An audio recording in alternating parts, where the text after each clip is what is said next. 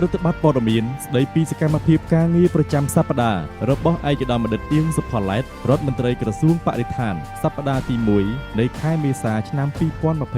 2025ចាប់ផ្ដើមខែមេសាក្នុងសប្តាហ៍ទី1នៅថ្ងៃទី2ខែមេសាឆ្នាំ2025វេលាម៉ោង 7:30 នាទីព្រឹកឯកឧត្តមបណ្ឌិតអៀង សុផល្លែតរដ្ឋមន្ត្រីក្រសួងបរិស្ថានបានអញ្ជើញចូលរួមពិធីបញ្ចុះសពឯកឧត្តមអ្នកអង្គការឧត្តមមេត្រីវិសិទ្ធ ហ៊ុនសាន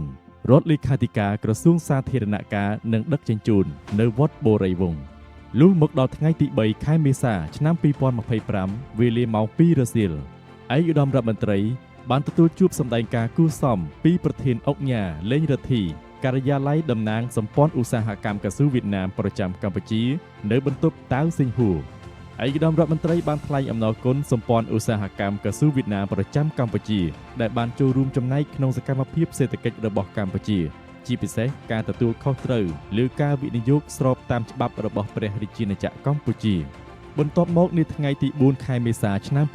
2025វេលាម៉ោង 8 ព្រឹកឯកឧត្តមរដ្ឋមន្ត្រីបានអញ្ជើញចូលរួមកិច្ចប្រជុំពេញអង្គគណៈរដ្ឋមន្ត្រីក្រមអធិបតីភាពដ៏ខ្ពង់ខ្ពស់សម្ដេចមហាបវរធិបតីហ៊ុនម៉ាណែតនាយករដ្ឋមន្ត្រីនៃព្រះរាជាណាចក្រកម្ពុជាលុះដល់វេលាម៉ោង 2 រសៀលថ្ងៃដដែលឯកឧត្តមរដ្ឋមន្ត្រីបានអញ្ជើញបើកអង្គប្រជុំការងារនៅតំបន់ទេទឹកពុះនៅទីស្តីការក្រសួងបរិស្ថាន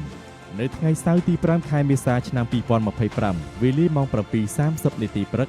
ឯកឧត្តមរដ្ឋមន្ត្រីបានអញ្ជើញជាភ្ញៀវកិត្តិយសក្នុងពិធីសម្ពោធដាក់ឲ្យប្រើប្រាស់ជាផ្លូវការនៅមជ្ឈមណ្ឌលទំនើបកម្មមូលដ្ឋានសមុទ្ររៀមក្រមអធិបតីភាពដ៏ខ្ពង់ខ្ពស់បំផុតសម្ដេចមហាបវរធិបតីហ៊ុនម៉ាណែតនាយករដ្ឋមន្ត្រីនៃព្រះរាជាណាចក្រកម្ពុជា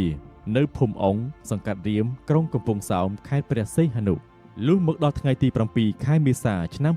2025វេលាម៉ោង 7:30 នាទីព្រឹកឯកឧត្តមបណ្ឌិតអៀង សុផល្លែតរដ្ឋមន្ត្រីក្រសួងបរិស្ថាននិងលោកជំទាវជាសុផាកនីបានអញ្ជើញជាអធិបតីពិធីសូត្រមន្តចម្រើនព្រះបរិត្តក្នុងឱកាសបុណ្យចូលឆ្នាំថ្មីប្រពៃណីជាតិខ្មែរនៅទីស្តីការក្រសួងបរិស្ថាន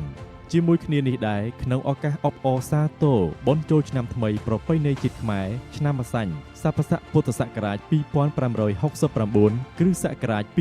2025ដែលនឹងឈានមកដល់នាពេលខាងមុខនេះឯកឧត្តមរដ្ឋមន្ត្រីបានថ្លែងអំណរព្រះគុណនិងអរគុណប្រគេនដល់ព្រះថេរានុថេរៈគ្រប់ព្រះអង្គ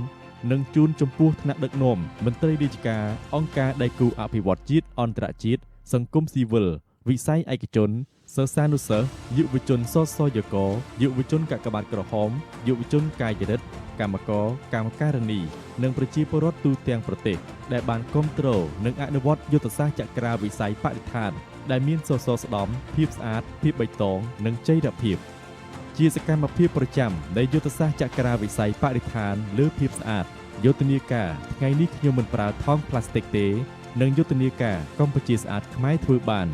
គ្រប់រាជធានីខេត្តទាំង25នៃព្រះរាជាណាចក្រកម្ពុជាមានការចូលរួមពីសំណាក់សិស្សានុសិស្សប្រជាពលរដ្ឋព្រះសង្ឃនិងមន្ត្រីរាជការមានចំនួនសរុប 219,047 អង្គអ្នកនៃសប្តាហ៍ទី1ក្នុងខែមេសានេះដោយឡែកយុទ្ធនាការពន្លកបៃតងជាការបណ្ដុះកូនឈើសម្រាប់ចែកជូនប្រជាពលរដ្ឋធ្វើការដាំដុះក្នុងនោះក្រសួងបរិស្ថាននិងមន្ទីរបរិស្ថានគ្រប់រាជធានីខេត្តបណ្ដុះកូនឈើបានចំនួនសរុប 15,053 ដើមក្នុងសប្តាហ៍ទី1នៃខែមេសានេះផងដែរ